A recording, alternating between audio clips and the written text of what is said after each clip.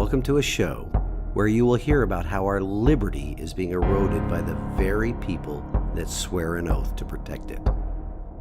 Today, the president signed a big new anti-terrorism bill that would expand the government's ability to track down terrorists, but at some cost. On this show, we will discuss many of the lies that the government that hates us, by the way, we will discuss the lies that the people in positions of power and influence spread every day. And what is the best way to confuse children? Confuse them about their sexuality, confuse them about their gender, expose them to things that their little brains are not ready for yet. That is how they are confusing children. It is leading to chaos, and Big Daddy government, of course, can be there to pick us all up and take care of us at the end of it. We will also talk about how current elected leadership at all levels of government has been corrupted by power and control, as well as discuss the types of leadership needed to correct our republic's course. We the people. Well, it's time to remember that we the people are the government. Providing assistance for the Ukrainians to defeat the Russians, that's the number one priority for the United States right now. I am your host, Larry Linton, retired U.S. Navy Command Master Chief and prior Tennessee House of Representatives District 12 candidate, and welcome to the Liberty, Leadership, and Lies podcast. Welcome to this week's show, ladies and gentlemen. Yep, I'm getting ready to wrap things up here in Carlsbad, New Mexico this weekend. Then it's home to my beloved bride. Speaking of Denise, she tagged me in a post on the Bookface last week that was kind of funny. Bookface is what I call Facebook. I taxed that term from a good friend of mine that I served on active duty with, Mike Welter. Anyway, it was a funny post. But then it got me to thinking. The post reads, quote, "Marriage, an endless sleepover with your favorite weirdo," unquote. That's cute and very endearing, right? But just who is the weirdo in the marriage? Since she made the post, I'm assuming that it's me. Some of the guys that I worked with these past 3 weeks were provided my Navy background prior to my arrival. Specifically, they were provided the fact that I served on submarines. To them, locking yourself in a steel tube and going underwater for months on end seemed a bit, well, weird. So they were mentally preparing themselves to work with someone crazy enough to volunteer to serve on submarines for more than 2 decades. It was all good, though, but it kind of proves the point in Denise's post. I'm the weirdo in the marriage. I can accept that.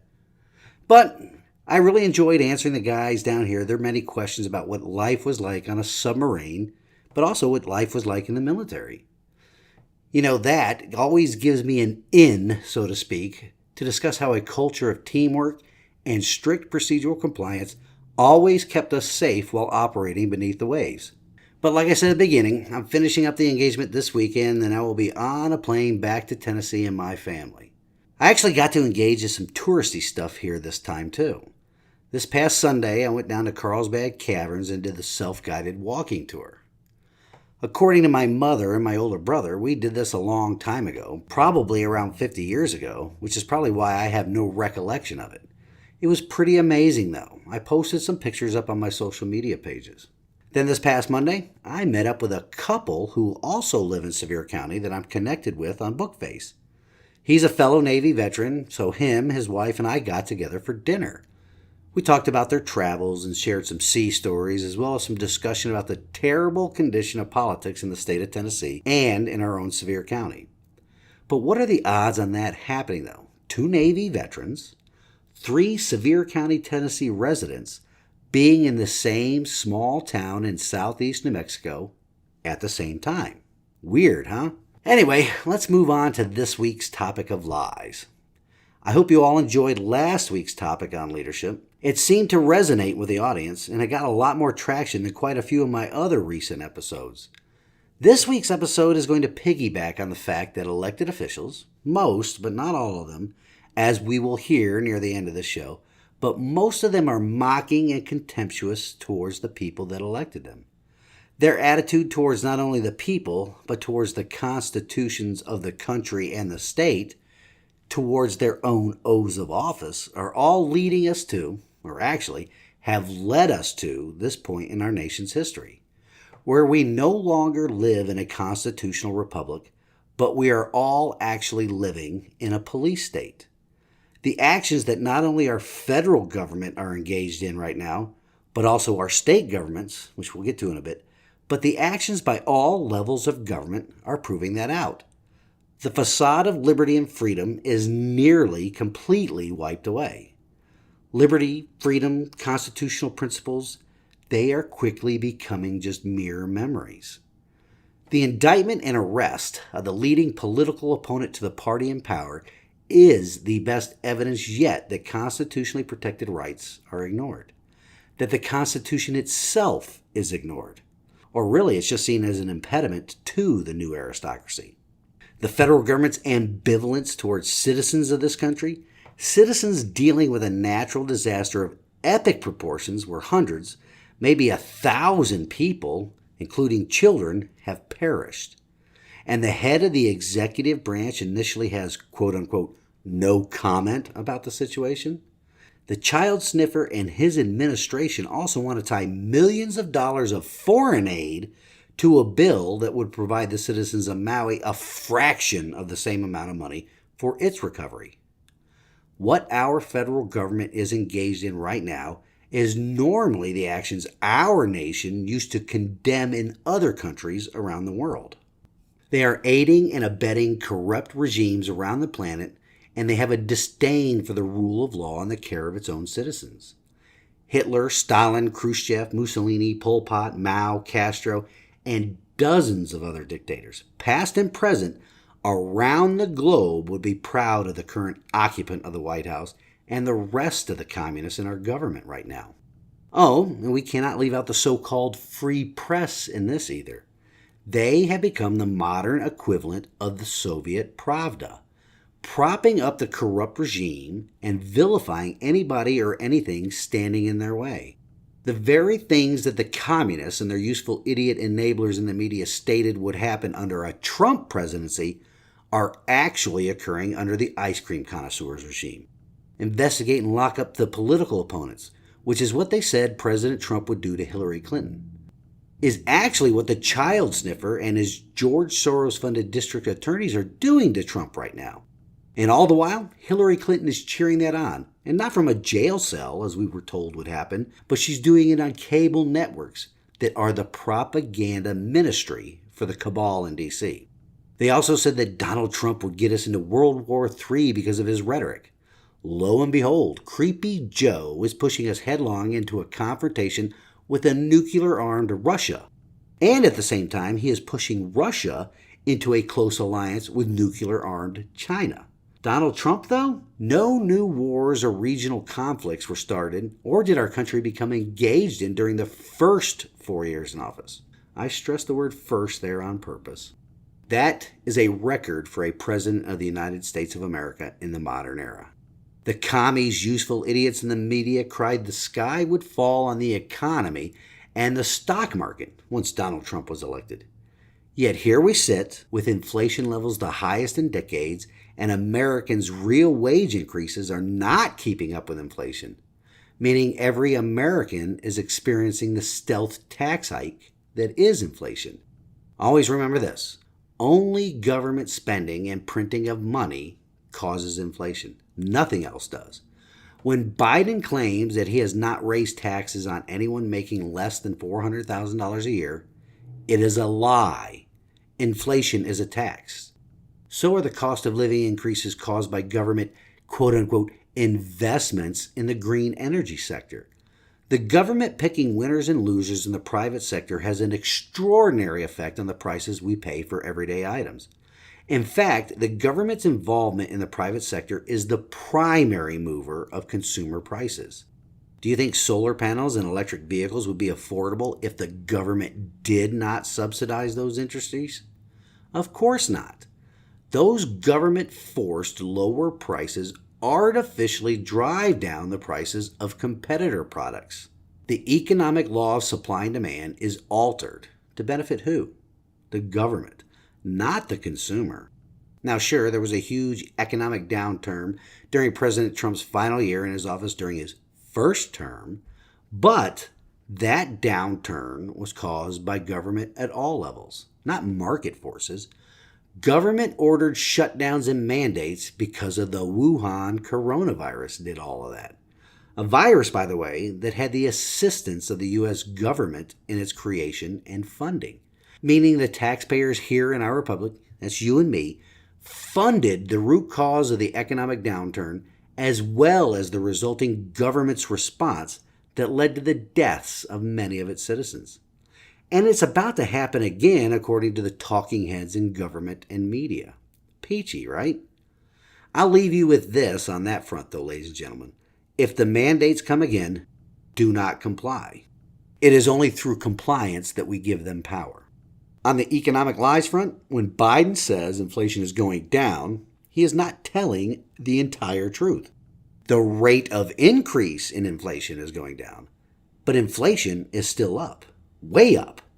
The useful idiots in the media and the commies in government will tell us right now that inflation is at only 3-point-something%.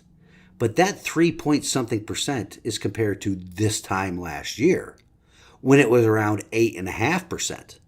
That means it is around 12% higher than it was 2 years ago. It's funny how government math works, though, right? I think inflation should be reported as a percentage, not year over year, but inauguration over inauguration. That would be the best indicator of executive branch action and influence on the free market, don't you think? Oh, the Congress doesn't get a pass on this either. It does not matter which party is in power the past few decades. All of them are a spend-happy aristocracy. This tax a lot and spend even more has led the whole of government to this point in our republic's history, where the Constitution is completely ignored, not just by those in the party in power, but all of them. It has also led us to this point where potential political opponents who will dismantle their grip on power, well, those people, they have to be destroyed. Don't doubt me on this, folks. Given the volumes of evidence about the crime syndicate that is the Biden family, which is in all the public view right now, bribery, high crimes, and misdemeanors, keep that in mind, what are the elected members of the GOP doing? Holding hearings.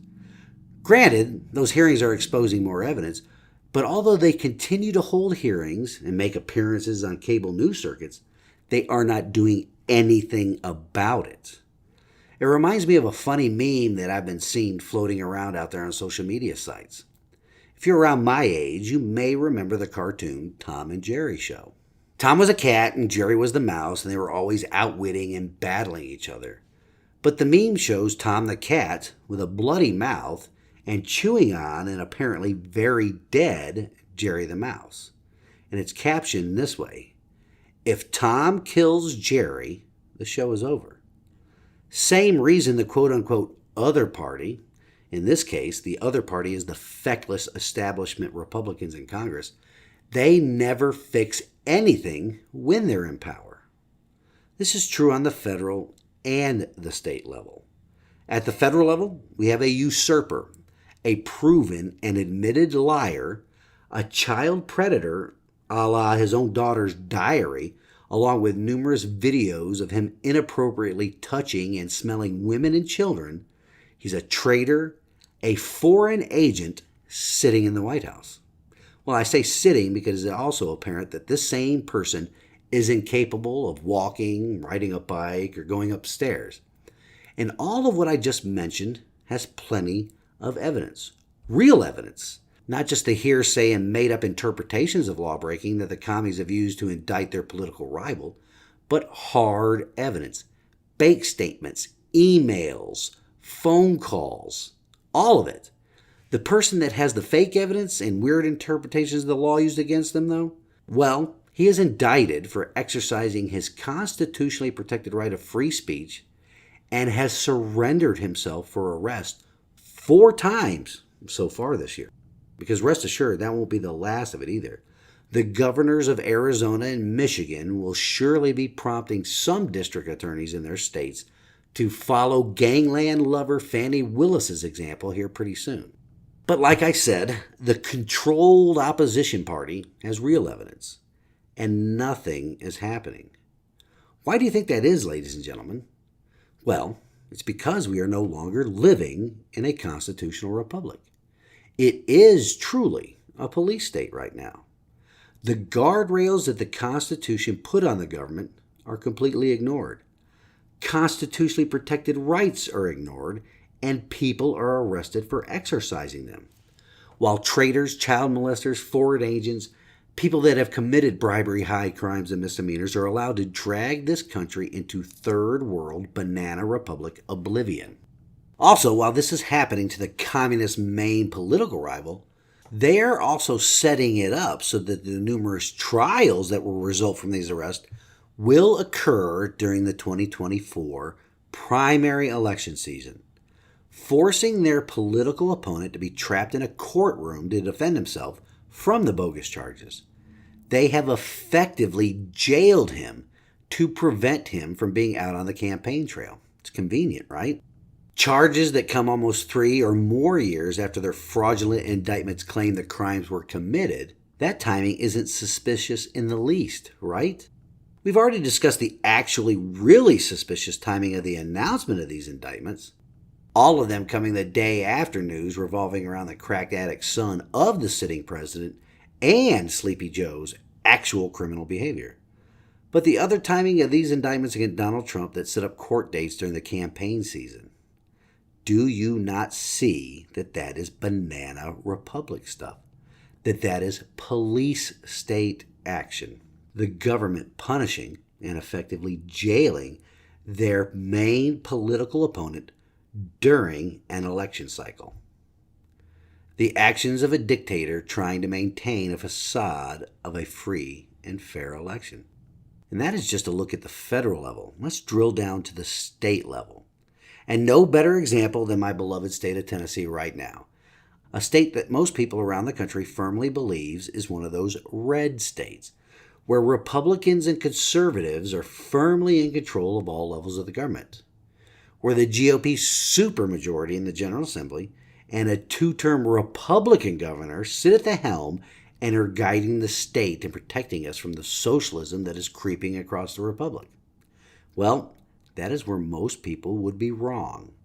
We have discussed the current special session of the General Assembly called by trans-Republican Billy many times already, but we're going to go into it a bit more since it's already in session, and how it provides further evidence that we are no longer living in a constitutional republic, that we are living in a police state, even at the state levels. For a bit of background, this isn't the first special session of the General Assembly called by the governor here in Tennessee.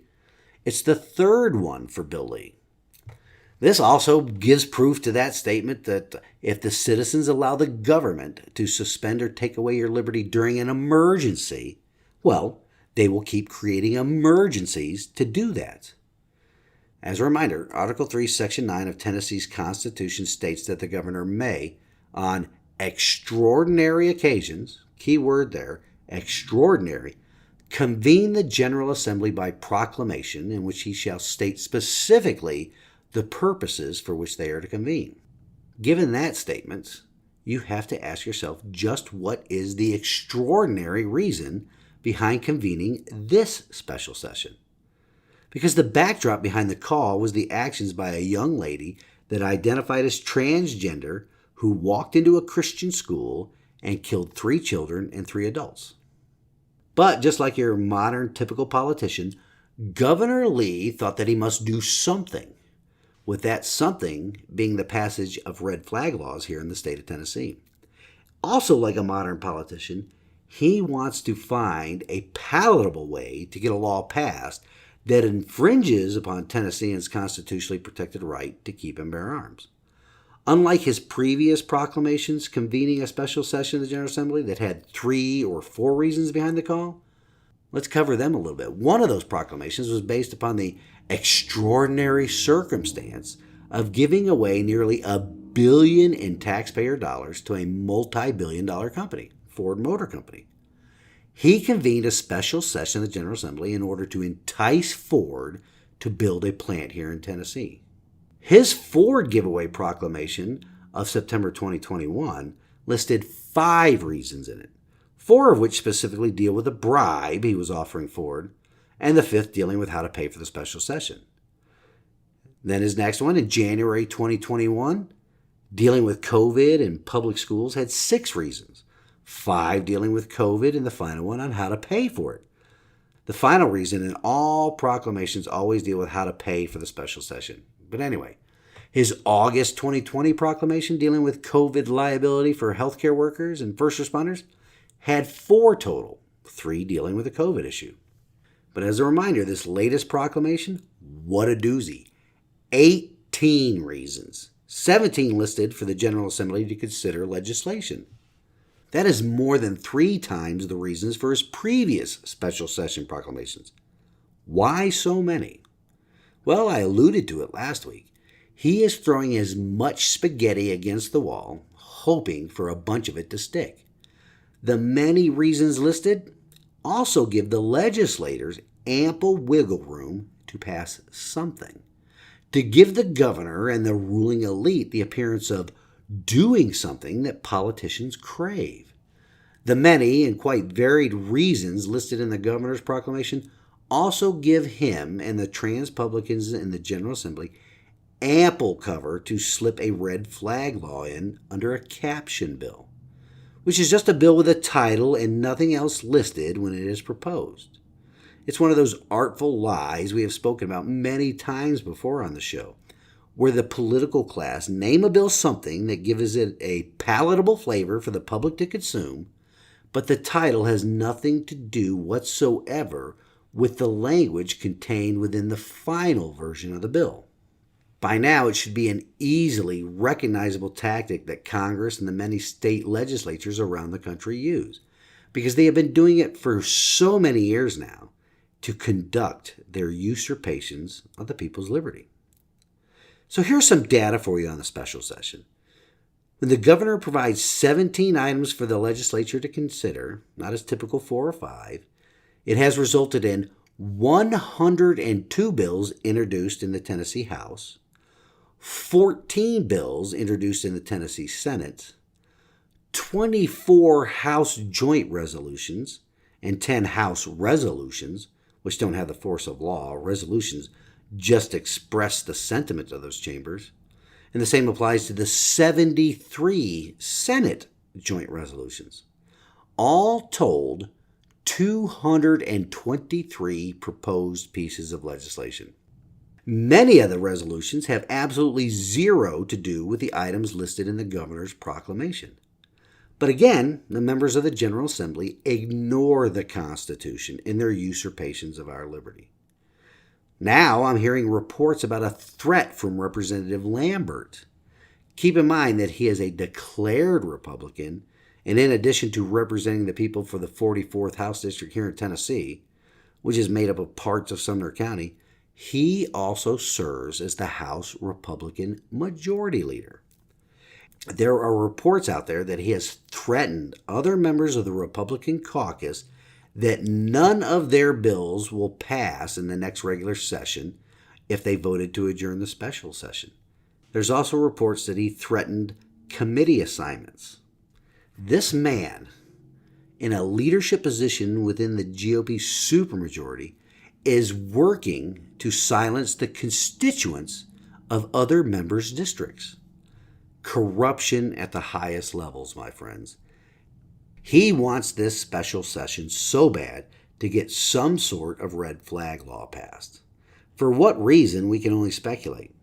It would be interesting to just see who funds this guy's re-election campaign, or just what lobbyists he has been hanging around with lately. One thing is for sure, he is definitely not acting like a Republican. I sincerely hope that an effective, conservative challenger decides to primary him in next year's election. Because for better or for worse, early voting for next year's primary elections here in the state of Tennessee began last Monday when the special session convened. And now, if you read other reports, it also appears that he was quite successful with his threats as well. Only 6 representatives in the House supported Representative Brian Ritchie's motion to adjourn the special session. Representative Dale Carr, he was not among those 6 supporters. Senator Janice Bowling, though, she made a motion in the Senate. In fact, I'm going to play the audio from that motion here on this program, because this is exactly how every elected member of the Tennessee General Assembly should be acting right now. Give it a listen. Thank you, Mr. Speaker. And my fellow members, all of us, upon being sworn in as a member of the Tennessee State Senate, took an oath of office per Article 10 of our state constitution that we would not consent to any act or thing whatever that shall have a tendency to lessen or abridge the rights and privileges of the people of Tennessee. The oath means as much to me today, and I'm sure it does to you, as it did the very first time I was sworn into this office. And today, we've been called into an extraordinary session of the General Assembly to address public safety, and in the governor's own words, do something. The governor, per Article 3, Section 9, indeed does have the constitutional power, and I stand ready to fulfill my obligation to the people of Tennessee. However, I must question the exact nature of this obligation. The Constitution gives the governor this executive authority predicated on a very important qualifier, that the call be made an extraordinary occasion. Admittedly, there's very little legal precedent as to what that phrase means, and certainly governors across the nation in their own states have called their legislators into special session for a variety of reasons. Courts have upheld their power to do so. But as a state senator in Tennessee who swore an office to an oath to the Constitution and to the people, I must ensure that my actions also satisfy my conscience to that oath. When I consider the phrase extraordinary occasion, it speaks to me that is an emergency and something of an urgent nature that needs, for various reasons, cannot be postponed, as it would perhaps put our republic or our people in danger or the threat of something imminent. People in my district have spoken loudly on this issue, and the overwhelming consensus is that we face no emergency or immediate danger. And I must be honest with this chamber, I echo their sentiments. What I do find concerning is that we find ourselves in the midst of a session that presents such a danger to public safety that only days ago Metro Nashville Police advised that anyone who works in the Nashville downtown area should stay home during this session for their own safety. Additionally, there are bills filed now that we must consider outside the normal rules of order in a very abbreviated amount of time that these bills seek to address a myriad of very complex topics. These topics, during the course of an ordinary session of the General Assembly, would deserve robust debate through a committee process. This would be accompanied with valuable feedback from the citizens of this state as they follow the legislative process. Some of these bills seek to abrogate the rights of Tennesseans, and some of them seek to even enlarge the use of federal Medicaid spending, thereby expanding our entanglements with the federal government. I fear that no matter how well-intentioned this extraordinary session may be, it was ill-conceived and is in fact in of itself not a danger to public safety, but in large part an act that may lessen or abridge the rights and privileges of every Tennessean. I'm bound by my duty to the oath that I took to the Constitution of the state of Tennessee, to my conscience, and for reasons stated herein, I make a motion to adjourn. Wasn't that incredible? Senator Bowling is a fantastic legislator that embodies the ideals of what the Republican Party is supposed to stand for. I only wish the rest of the so-called Republicans would follow her example. Well, folks, that's it for this week. In closing, we have this week's wisdom from God's Word, and today it comes to us from Proverbs 27:6. Faithful are the wounds of a friend, profuse are the kisses of an enemy. We, as Americans, need to wake up to the realization that our government is no longer our friend. They blow kisses at us with their legislation that usurps our liberty at every turn, including what is happening in the Tennessee General Assembly right now. With promises to provide security, they rob us of our sweat equity and they rob us of our liberty, placing future generations of every American citizen into debt and unable to defend themselves against crime and tyranny. They willingly use our own money against us, all the while aiding enemies of our nation around the globe. Government has willingly partnered with criminals, both here at home, in the case of the Biden crime family, and abroad with people like Zelensky, to weaken our nation and enslave us all, turning our beloved constitutional republic into a police state in order to maintain their grip on power. Once, or until, we all wake up to those facts, it will only get worse. To quote John Adams, our Constitution was made only for a moral and religious people. It is wholly inadequate to the government of any other. Why do you think that document is either ignored or attacked? Because we are being governed by immoral, unholy people who only want to control us, to rule us, to not govern us with our consent. Once again, thank you all for listening this week, and I pray that you enjoy the rest of your weekend. Until next week, stand in the arena with me. Reveille, it's time to wake up.